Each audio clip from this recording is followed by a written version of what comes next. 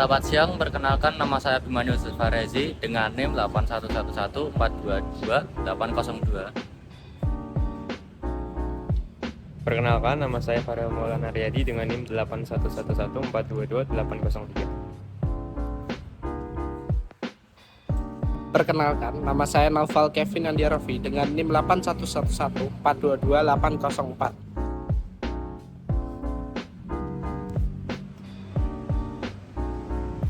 Perkenalkan, nama saya Najwa Niwarwantara Stola Putra dengan NIM 81114222805. Perkenalkan, nama saya Surya Wirayudayana dengan NIM 811422806. Pengadilan Agama Boyolali berada di Jalan Raya Solo Semarang, nomor 23, Pomah, Mojosongo, Kecamatan Mojosongo, Kabupaten Boyolali, Jawa Tengah, dengan kode pos 57322. Pengadilan ini berdiri pada tanggal 21 Januari 1976 dan mulai beroperasi pada tanggal 9 Agustus 1987.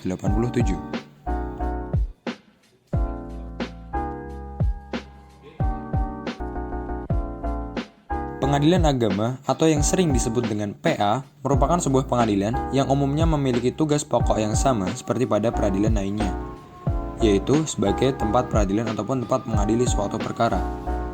Namun yang berbeda adalah pengadilan agama merupakan salah satu unit peradilan yang tugasnya mengadili masalah agama, seperti yang tertera pada Undang-Undang Nomor 3 Tahun 2006, yaitu menangani masalah perkawinan seperti perceraian, pembagian harta gono gini atau waris, wakaf, hibah, dan berbagai masalah lainnya di dalam lingkup agama Islam.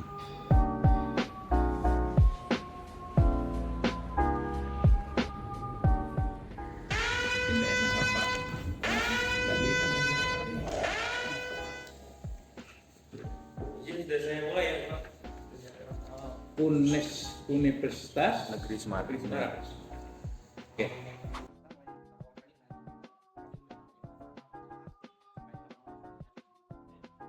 Baik, untuk itu Bapak perkenalkan dulu ya. Bapak namanya Dr. Andrus Media Rinaldi MA, selaku juga Ketua Pengadilan Agama Boyolali kelas 1A. Bapak lahir 18 Mei 1967 ya, di Sumatera Barat. Nah, orang Padang ya. Bapak orang Padang dari Sumatera Barat. Ya.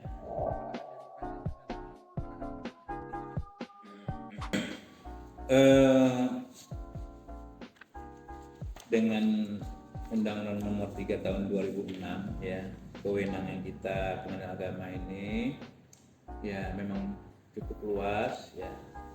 Selain ya kita mungkin Bapak juga tidak hafal full ya, tapi yang pasti secara garis besar menangani masalah perkawinan. Nah, perkawinan itu banyak rentetannya ya, nanti dibaca aturannya. Perkawinan itu banyak hal ya, termasuk cerai gugat, cerai talak, nafkah, harta bersama ya, rentetannya banyak ya. Nah, kemudian juga masalah kewarisan ya. Kewarisan ini tentunya yang untuk orang Islam saja ya. Kewarisan, kemudian wasiat, hibah, wakaf ya. Kemudian ekonomi syariah. Ekonomi syariah itu banyak runtutannya. Asuransi syariah, reasuransi ya. Ini nanti dibaca Undang-Undang Nomor 3 Tahun 2006-nya lebih rinci dengan penjelasannya ya. Tapi ada pengadilan agama itu yang disebut mahkamah syariah. Mahkamah syariah itu lebih luas kewenangannya ya. Nah, kita pengadilan agama itu hanya perkara perdata, di sana juga ada perkara pidana yang disebut jinayat itu ya. Ada rentetannya itu. Jadi kalau di Aceh itu ada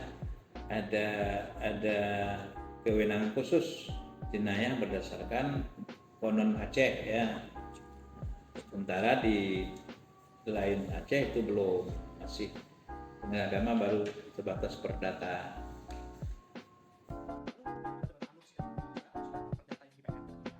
Jadi hukum acara pengadilan agama itu sama, kecuali ada yang ditentukan khusus, ya. Jadi hukum perdata itu hukum acaranya sama, ya, ada tahapannya, tahap pembacaan gugatan, tahap mediasi dulu, ya, pembacaan gugatan, ada jawaban, ada replik, ada duplik, ya. Ada pembuktian, ada kesimpulan, ada pembacaan putusan, ya, itu sama semua, tidak ada bedanya, baik di PA maupun di PN, kecuali yang ditentukan khusus.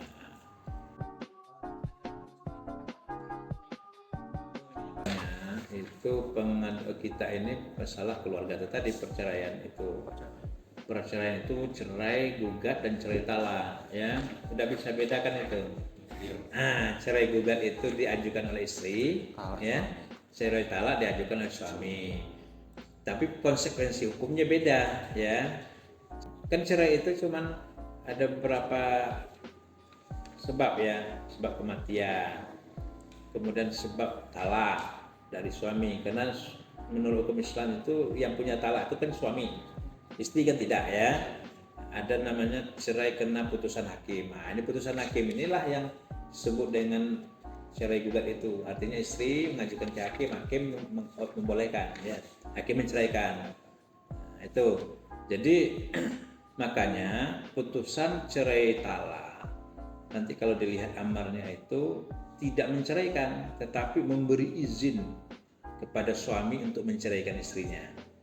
Ya, nah itu hanya sebatas izin, tidak hakim yang menceraikan. Ketika nanti sudah izin dan ingkrah berarti perlu lagi dipanggil sidang untuk menjatuhkan talak itu di muka sidang.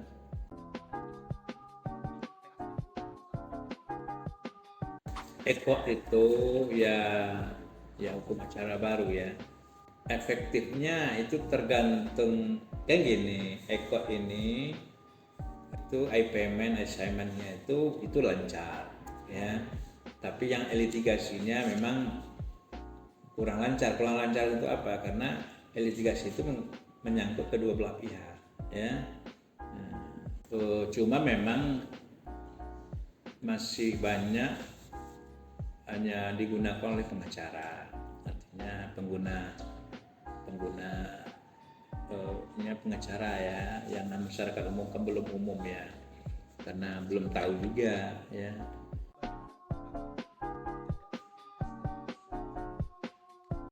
Ya, objektivitas memutus perkara ini kan sudah diatur dengan hukum acara, ya. Selama kita ngikuti hukum acara yang ada, insya Allah objektivitasnya terjaga.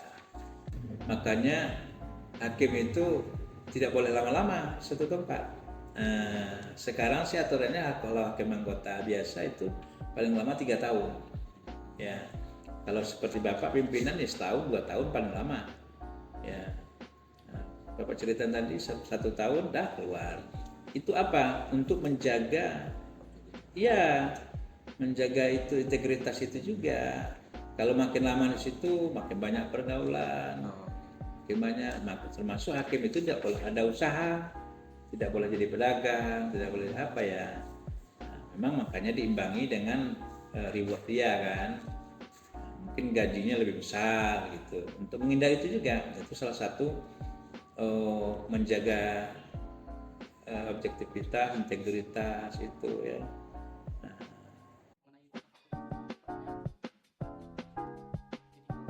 DPA Boyolali, kalau dalam item khususnya itu pertengkaran terus menerus, kan, ya. Kalau item 19F itu 19F Peraturan Pemerintah Nomor 9 Tahun 1975 atau Pasal 116 huruf F Kompilasi Hukum Islam, itu yang paling banyak. Ya, ada juga gangguan pihak ketiga kayak tadi, kan, ya, faktor ekonomi. Tapi ekonomi paling banyak juga. Ekonomi paling banyak, ada pihak ketiga. Pihak ketiga itu jangan salah, bukan hanya perempuan will atau pil, ya, tapi juga pihak orang tua, ya.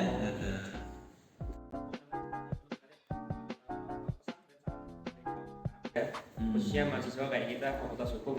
Ya, pertama persiapkan diri. Pertama satu ini dulu, upayakan kuliah kita cepat dan selesai tepat waktu. Kenapa? Minimal tugas orang tua selesai. Kedua, persiapkan diri. Ya ini Bapak lihat ini. Dan itu harus ditanamkan. Saya harus jadi sesuatu. Ya, harus jadi hakim, harus jadi lawyer, ya, harus jadi mediator. Nah, jadi itu pertama selesainya kuliah tepat waktu, ya. Kemudian latih diri kita untuk menghadapi medan. Nah, medan yang ada ke depan itu, yang ketinggalan jangan juga terlena, ya. Itu karena muda. Tinggal lagi fashion kita ke depan, mau milih mana, ya. Yalah, Bapak doakan sukses, ya. Sukses. Monggo kalau mau ada yang mau ditanyakan lagi, mau lewat WA juga boleh. Siap. Bapak. Terima kasih Pak sudah bersedia menjadi narasumber kami. Jika ada masalah Ya, sama-sama. Sukses.